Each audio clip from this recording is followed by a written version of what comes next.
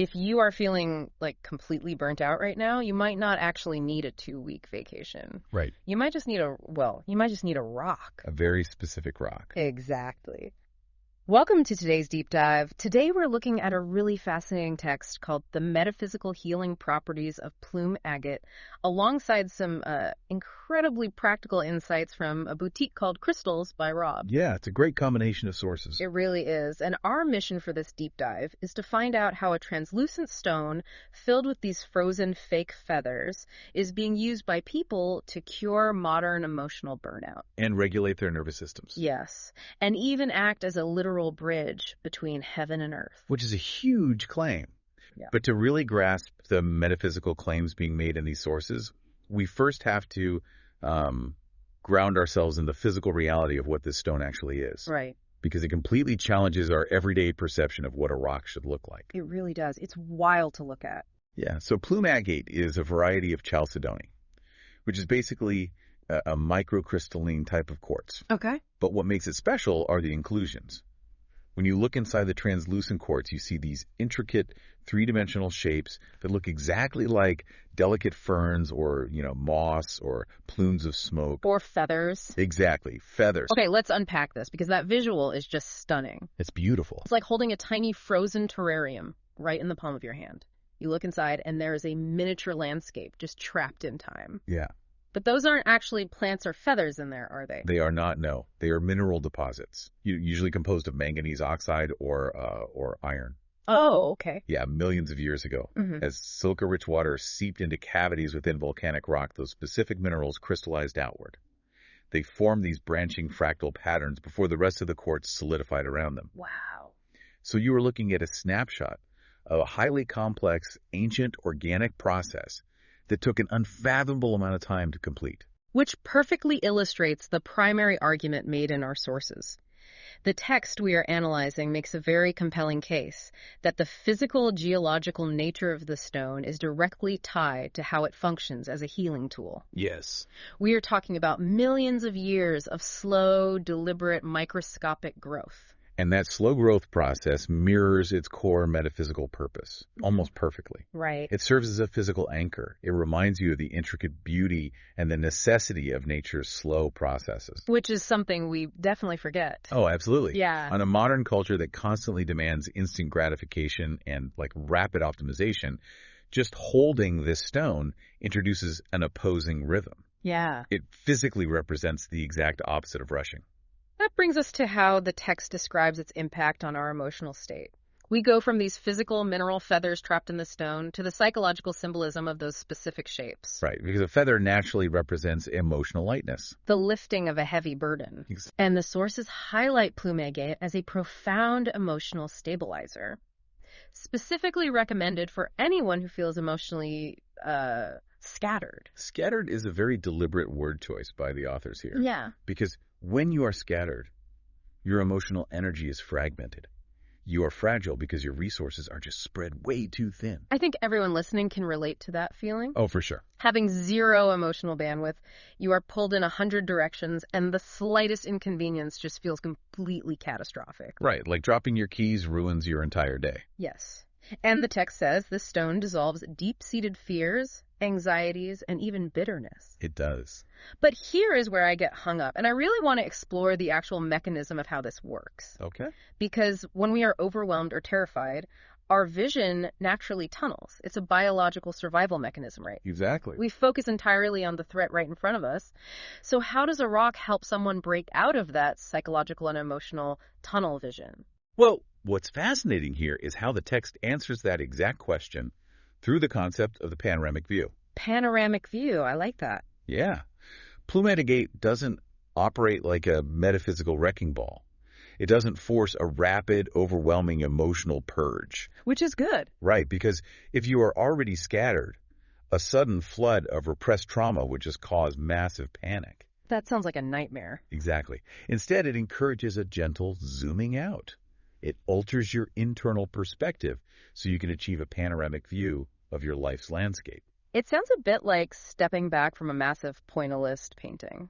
You know, the ones you've been staring at from only an inch away. That's a great analogy. Because when you are that close, all you see is just a chaotic mess of dots. And that stepping back motion is the crucial mechanism. Because when you take those steps back, the individual brushstrokes representing your specific fears or past hurts or daily anxieties, they don't magically disappear. Right. The stone isn't erasing your problems. No. But suddenly you see those dots in context. You see the whole picture. And that broader perspective naturally fosters self-acceptance. It allows you to gently release repressed emotions because you are no longer hyperfixated on the immediate threat. You are finding comfort during the growth process rather than forcing the growth to happen overnight. Exactly. So we have the emotional landscape smoothed out by zooming out our perspective. But we need to look at the foundation underneath those emotions. Right. The sources suggest that emotional stability is impossible without the next core concept, which is energetic regulation. Because let's be honest, no matter how much you zoom out your perspective, you cannot be emotionally stable if your physical body is completely burnt out. Yeah, the psychological and the physiological are inextricably linked in this framework. The text explains that Plume Agate acts as an energetic regulator, specifically by harmonizing opposing energies within the body. The yin and the yang. Right, the receptive and the active. But let me push back on this idea of calming energy for a second. Okay, go ahead. If this stone is entirely focused on soothing emotional turmoil, slowing down your rhythms, and bringing deep peace, does it make you completely passive? Like, if you use this, are you just going to want to take a nap on the couch when you actually have a massive deadline looming at work? It sounds dangerously close to a sedative. That is a highly logical concern, but the text explicitly counters the idea that harmony equals sleepiness. Oh, really? Yeah, it doesn't sedate you. It prevents either the active side or the receptive side from totally dominating your system. Okay.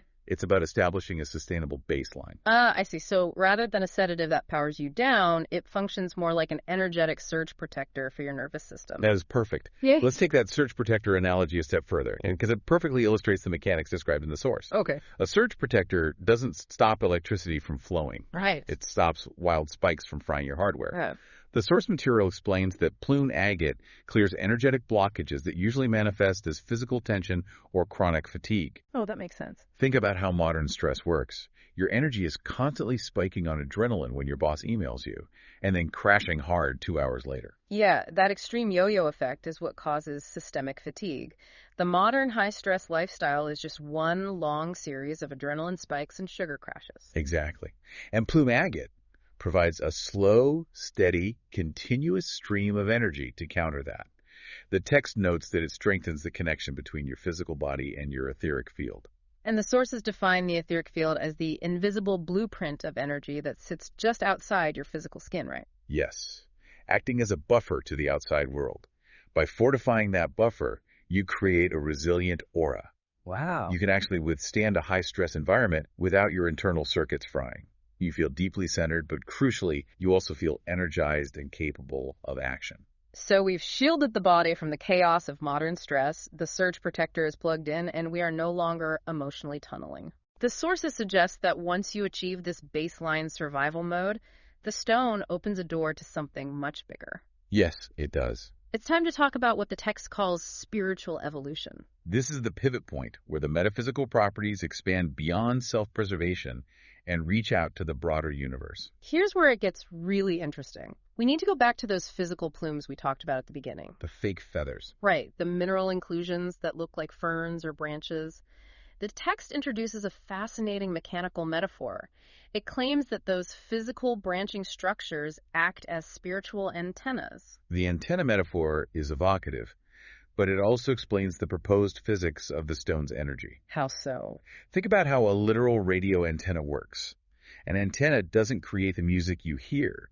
It is simply a piece of metal structured in a very specific geometric way to catch invisible frequencies that are already passing through the air around you. Oh, that makes perfect sense. The argument is that the fractal branching geometry of the manganese oxide inside the quartz acts exactly the same way, but for subtle energetic frequencies instead of radio waves. Exactly. It catches and translates messages from higher dimensions.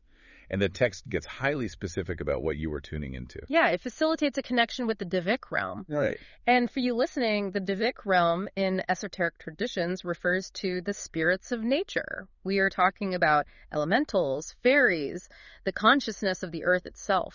If we connect this to the bigger picture, you can see why this makes Plume Agate an incredible ally for earth-based spiritualities. Definitely. It frames spiritual growth not as an escape from the physical world, but as a deeper dive into the interconnected nature of all living things on this planet. I do want to pause here, though. Okay. If someone is listening to this while driving to their corporate job, hearing about connecting with fairies might make them immediately tune out. Fair point. How does the text suggest we actually interact with these concepts without it feeling completely divorced from reality? Well, it helps to view the Divik realm through an archetypal lens. When the text talks about nature spirits, it's referring to the underlying consciousness and vitality of the natural world. Right.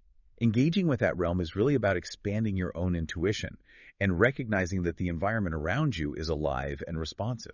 That feels much more approachable. Yeah. The text even suggests placing a piece of Plume Agate under your pillow. By keeping that antenna close to your unconscious mind while you sleep, it supports intuitive dream work. Oh, wow. It helps your brain process subtle information you ignored during the loud, chaotic waking hours. But that brings up a very practical concern. What's that? If you are constantly tuning your internal dial to higher dimensions, focusing on dream work, and expanding your consciousness into the Divik realm, how do you avoid just floating away? Yeah. How do you keep from getting completely ungrounded and losing touch with the physical reality of paying your bills and doing your laundry? Yeah. The authors actually anticipate that exact vulnerability. Which brings us to one of the most vital concepts in the text, the heaven-to-earth alignment. Heaven to earth. Yes. Plume Agate has a dual resonance. It primarily stimulates two very different energy centers in the human body, the crown chakra and the root chakra. The absolute highest point and the absolute lowest point of the energetic system. Yes. The crown chakra, located at the top of the head, deals with high vibrational thoughts, spiritual insights, and your connection to the infinite. And the root chakra. The root chakra at the base of the spine is your foundation. It governs practical reality, physical safety, and your connection to the dirt beneath your feet. Plume Agate acts as the ultimate grounding bridge between the two. It essentially tethers the balloon to a lead weight so it can catch the wind without blowing away. That is the exact dynamic. It ensures that your loftiest spiritual aspirations are always supported by a highly stable physical foundation. That's incredible. It completely prevents that ungrounded, spacey, dizzy feeling that people often experience after intense meditation or spiritual work. So what does this all mean in practice? Well, the source material gets incredibly granular here. It really does. It breaks down how different colored plumes inside the agate associate with different chakras, and it provides a whole list of fascinating correspondences, like elements, angels, herbs. Yeah, it's a very detailed system. But rather than just reading a list, let's explore why these specific associations work together to create this heaven-to-earth bridge. Let's start at the very bottom, with the root chakra. Perfect. So the root chakra is focused entirely on grounding, and the text links this to stones that have red plumes. Right. The element is earth, the color is red, and it's tied to archetypal earth spirits like gnomes. Okay, let me stop you there. Gnomes. Like the lawn ornaments. I know, it sounds whimsical today. Yeah. But this actually traces back to 16th century alchemists like Paracelsus, who categorized the elemental forces of nature. Oh. Gnomes represented the dense, heavy, slow-moving energy of soil and stone. When the text suggests connecting with them, it's about aligning your own energy with that unshakable, deep earth stability. Oh, that makes the herbal associations make total sense. The text pairs the red plumes with herbs like ashwagandha and dandelion root. Exactly. Why? Because ashwagandha is an adaptogen that survives harsh conditions by driving its roots incredibly deep into dry soil. Right. By combining the visual anchor of the red stone with the biological grounding of that specific root, you are sending a clear signal to your nervous system to anchor itself. And the affirmation the text provides for this pairing is so simple.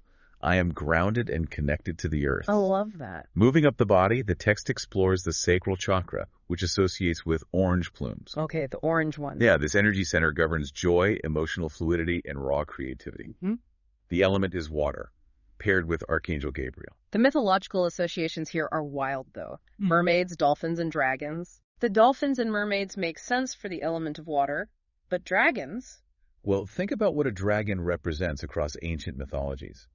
It is untamed, primal creative fire that often guards a hidden treasure. Oh, wow. The sacral chakra is where your raw, unedited creative impulses live before you shape them. That's fascinating. And the text pairs this with vibrant, blooming herbs like hibiscus and damiana, which physically stimulate blood flow and vitality. It's about getting stagnant energy moving. The affirmation is, I embrace my creativity and emotions with ease. Then we reach the heart chakra, which is linked to green plumes. Right. This is the center of love, compassion, and emotional openness. The element shifts to air, accompanied by Archangel Raphael and the planet Venus. The herbal pairings here are particularly intentional. You'd use herbs like rose and moringa. Roses make sense for love. Yeah, a rose is a universal symbol of love.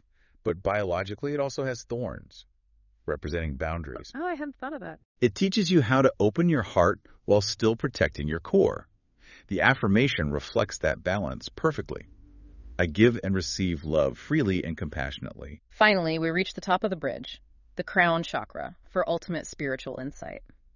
This associates with violet candles, the element of spirit, and Archangel Metatron. And the spirits associated here are sylphs and zephyrs. Okay. Unlike the heavy earth gnomes we discussed earlier, sylphs are elemental spirits of the air and wind. They represent fleeting, high-level thoughts, inspiration, and the invisible currents of intuition. And to ground those high-flying concepts, the text recommends herbs like gotu kola and blue lotus. Yes. Which is fascinating because historically blue lotus has been used by monks and mystics for thousands of years, specifically to expand consciousness and induce deep meditative states. Right, but without losing physical bodily awareness. Exactly. Yeah. It is the perfect botanical match for the stone's heaven-to-earth mechanism. It's a remarkably cohesive system for turning abstract metaphysical concepts into a tangible sensory practice. And that brings us to the crucial step of integration. Because as we often discuss, esoteric knowledge is only truly valuable when you can apply it to your actual life. Exactly.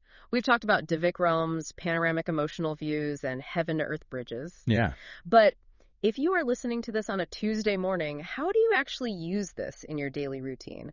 We've curated some of the most practical everyday applications from the text and from Crystals by Rob to fit your modern lifestyle. The most immediate application for anyone doing intellectual work is placing a piece of Plume Agate directly on your desk. Right on the desk. Yeah.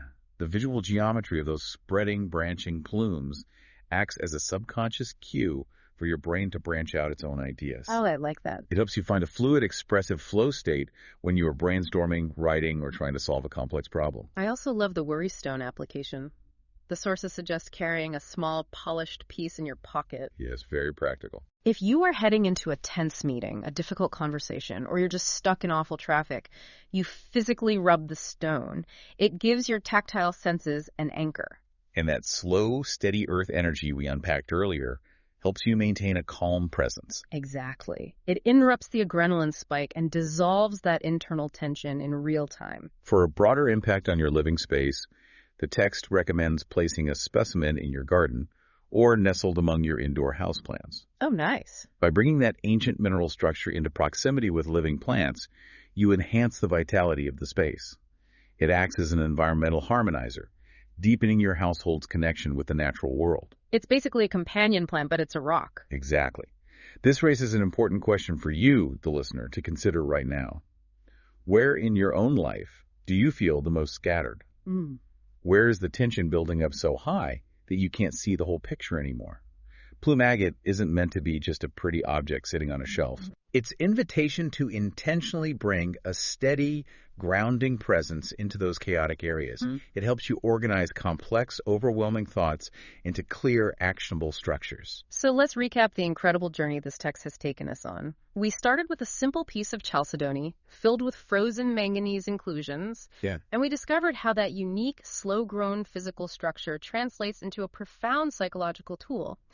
It gives you a panoramic view of your overwhelming emotions, it acts as an energetic surge protector against burnout, and it builds an unshakable bridge from the highest spiritual heavens right down into the dirt of the earth. It truly is a multifaceted mechanism for navigating modern life. It is. And whether you are currently navigating a massive life transition, desperately seeking creative flow at your desk, or just trying to survive a highly stressful corporate workplace, the overarching theme of this deep dive is learning how to find grace in organic growth. And that brings us to one final thought for you to mull over as you go about your day. Those physical plumes inside the agate, the ones that look like delicate ferns and feathers, they didn't appear overnight. No, they didn't. They took untold millennia to bloom, inch by microscopic inch, crystallizing in the dark into the miniature landscapes we marvel at today. If the Earth itself took that much time, pressure, and patience to create something so resilient and beautiful, perhaps the ultimate lesson of Plume Agate is that your own emotional and spiritual healing isn't a race you're supposed to win. It is a slow, continuous masterpiece that you shouldn't rush.